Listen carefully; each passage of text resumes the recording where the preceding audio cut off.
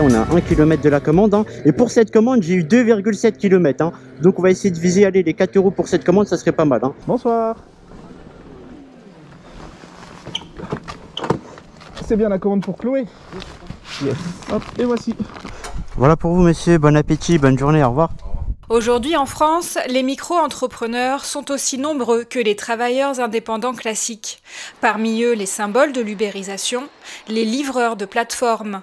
À vélo ou en scooter, ils seraient 50 000 à sillonner nos villes. Le salariat se maintient, voire légèrement progresse, mais on s'aperçoit que au fur et à mesure que l'emploi agricole diminue, il y a une forme d'emploi indépendant qui se met à apparaître ou à réapparaître au travers de l'auto-entrepreneuriat, au travers des métiers qui sont des métiers que l'on va qualifier d'ubérisés. Les coursiers ou les chauffeurs qui travaillent, ils prestent des services qui sont le plus souvent en tant qu'indépendants, hein, donc faux indépendants, et ils sont contrôlés par un management algorithmique.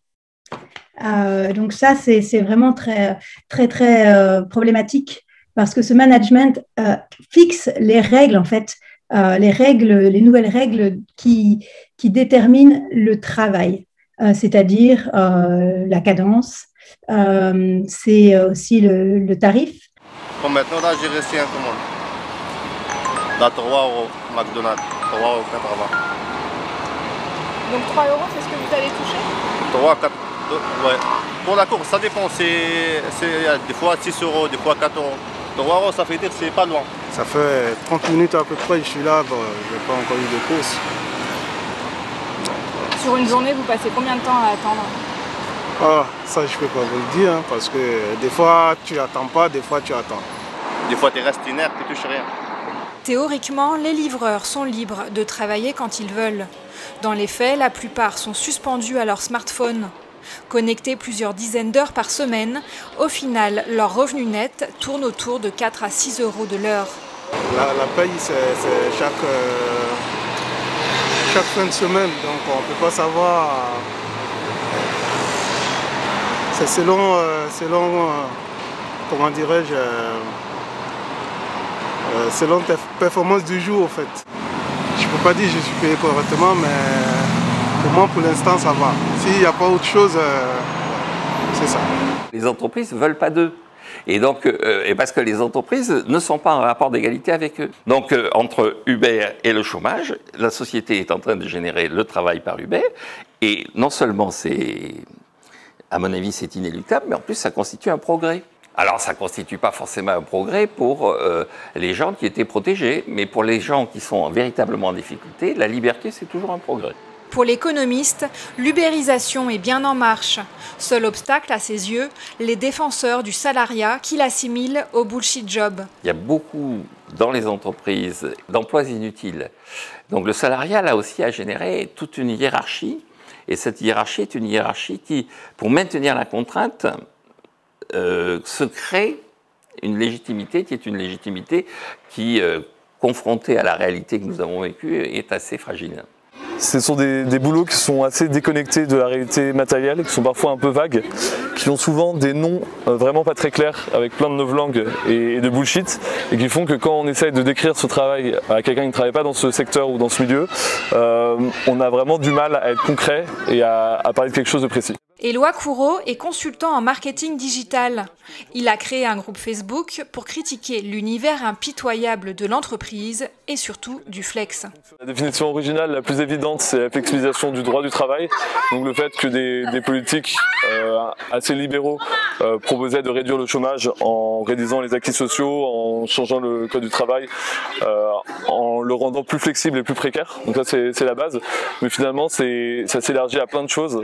On imagine un stagiaire qui part à 22 h du travail puisque maintenant ses horaires sont flexibles, ou alors il peut répondre à un email à 23 h le dimanche puisque son mode de vie est flexible. À la flexibilité interne, les entreprises privilégient toujours la flexibilité externe.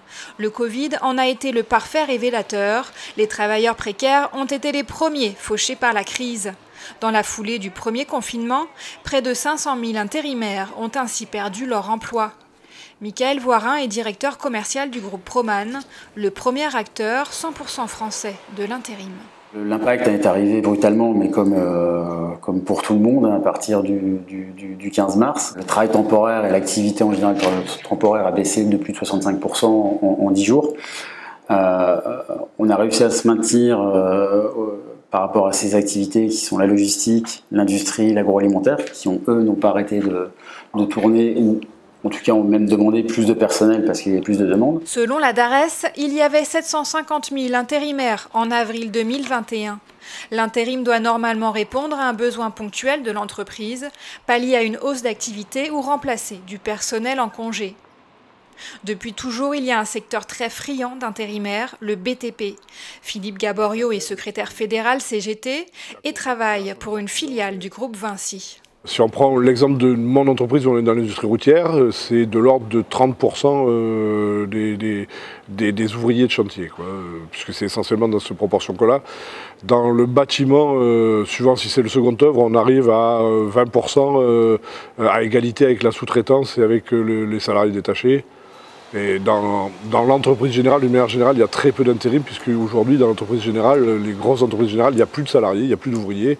Il n'y a plus que de la sous-traitance, puisqu'il n'y a plus que de l'ingénierie. Et pour donner un ordre d'idée, dans les grosses boîtes, dans les grands groupes de bâtiments, de construction, quand moi j'ai commencé il y a 25-30 ans, il y avait 70% d'ouvriers. Aujourd'hui, on est descendu en dessous des 40%. La sous-traitance, une autre méthode classique d'externalisation qui se retrouve dans tous les secteurs économiques. Mais le BTP a une particularité, la sous-traitance en cascade et aussi le salarié détaché. Le donneur d'ordre n'a d'obligation que vis-à-vis du sous-traitant qu'il a pris lui. Et n'est plus obligé de vérifier que... Et c'est le sous-traitant qui doit vérifier son sous-traitant, qui doit vérifier son sous-traitant, qui doit vérifier... Donc il y a une espèce de délégation de responsabilité. Chacun prenant sa marge, le dernier qui fait le travail à la fin est obligé de prendre le chantier à des conditions qui font qu'économiquement ce n'est pas viable. Et qu'immanquablement, il ne pourra pas respecter ses obligations, que ce soit en matière de sécurité, que ce soit en matière sociale ou que ce soit sur toutes les matières. Donc les grosses entreprises, elles, ont de plus en plus, dans un premier temps, pris de l'intérim, dans un deuxième temps, sous-traité.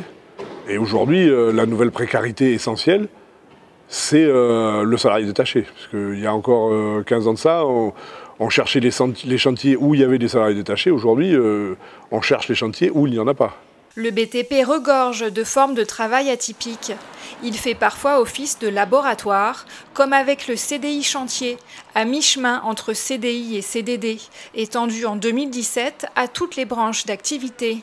Ce CDI chantier est né d'une notion qui a dicté toutes les réformes du travail depuis les années 2000, la flexi-sécurité.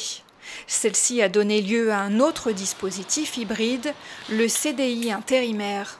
Ça a été une sécurisation pour le salarié intérimaire qui est passé en CDI, par contre avec la même notion de statut d'intérimaire, mais en CDI, en contrat de durée indéterminée, ce qui permettait lui de pouvoir également contractualiser pour une vie personnelle, des crédits ou autres, et puis derrière de pouvoir aussi sécuriser la compétence auprès des entreprises. On a trois métiers différents au sein de son contrat, avec une zone géographique, de mobilité. Donc certains intérimaires veulent rester intérimaires parce qu'ils veulent garder aussi cette flexibilité de choix de mission et d'entreprise. Pour certains économistes et dirigeants, flexibilité et flexi-sécurité sont des concepts déjà dépassés. Pour construire le monde de demain, on doit désormais parler de mobication. Ça veut dire mobility and education. Il y a cette idée que le travail devient de plus en plus quelque chose qui est personnalisé, quelque chose qui repose sur la personnalité. Et donc cette personnalité doit faire preuve de mobility, c'est-à-dire capable de s'adapter, capable de bouger, de changer d'entreprise, et d'éducation, qui repose à la fois sur un savoir-faire et sur un savoir-être. Un comportement. Une évolution nécessaire pour la transformation numérique, elle-même justifiée par la crise de l'économie réelle. C'est effectivement ce que l'économiste français Alfred Sauvy appelait la loi du déversement. C'est-à-dire que le progrès technique supprime des emplois, mais la main-d'œuvre qui est ainsi libérée va se consacrer à de nouvelles tâches.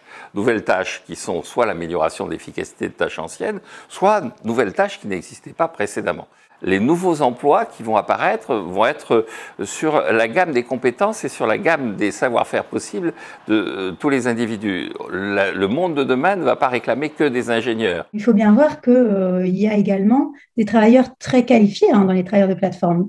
Par exemple, des architectes qui vont offrir leurs services d'architecte par de dessinateurs spécialisés ou autres. Et là, qui vont, du fait de leurs compétences très spécifiques, vont avoir vraiment accès à des publics grâce aux plateformes et ne vont pas être exploités. Des nouvelles formes de travail qui sont très intéressantes, qu'on voit beaucoup sur le groupe. Je pense vraiment aux freelances, notamment les graphistes, je sais pas, les photographes freelance, tout type de prestations qu'on fait en freelance et pour laquelle on n'est pas forcément rémunéré. Et ça, on a beaucoup de partage d'expérience aussi. Voilà, ce que je trouve intéressant, c'est que le rapport de force est un peu différent. On n'est pas martyrisé par un patron, par N+1, on est martyrisé par un client dans ces cas-là. Et là, on va avoir du coup tout type de témoignages sur un client qui voulait pas payer en argent, qui voulait payer juste en visibilité, qui était surpris qu'on attende une rémunération pour un service professionnel. Un client qui demande un truc monstrueux et qui demande que ce soit fait en 2 jours et qui le paye à peine au SMIC horaire. Mais encore pire, les travailleurs du clic, là c'est vraiment le sous-prolétariat, le nouveau sous-prolétariat mondial, puisque l'Internet est nettoyé dans des fermes du clic en Inde ou dans d'autres pays. Ils sont payés à quelques centimes de l'heure. Ce nouvel univers, c'est celui de la gig economy, ou économie des petits boulots. Conception et exécution du travail sont bien séparées, les tâches morcelées pour augmenter la productivité et les performances strictement contrôlées déterminent le revenu. Une organisation du travail qui peut s'apparenter à un retour au taylorisme. C'est pas nouveau, hein. Vous savez, pour creuser une mine, avant de trouver du charbon et avant de commencer à obtenir du charbon, au 19e siècle, il fallait des micro-tâches qui consistaient à éventrer le sol, à constituer des galeries et à prévoir l'aération. Donc tout processus industriel et tout processus productif nouveau réclame effectivement une phase d'investissement, et une phase d'investissement qui va effectivement nécessiter des emplois dont certains ne sont pas très qualifiés, dont certains peuvent être pénibles. Le taylorisme, c'est encore autre chose. Le taylorisme, c'est quand on accélère les cadences. Et quand là, le travail à la tâche, c'est justement quand on est vraiment dans un rapport où l'employeur a tout pouvoir et le travailleur prend tous les risques et n'a aucun droit.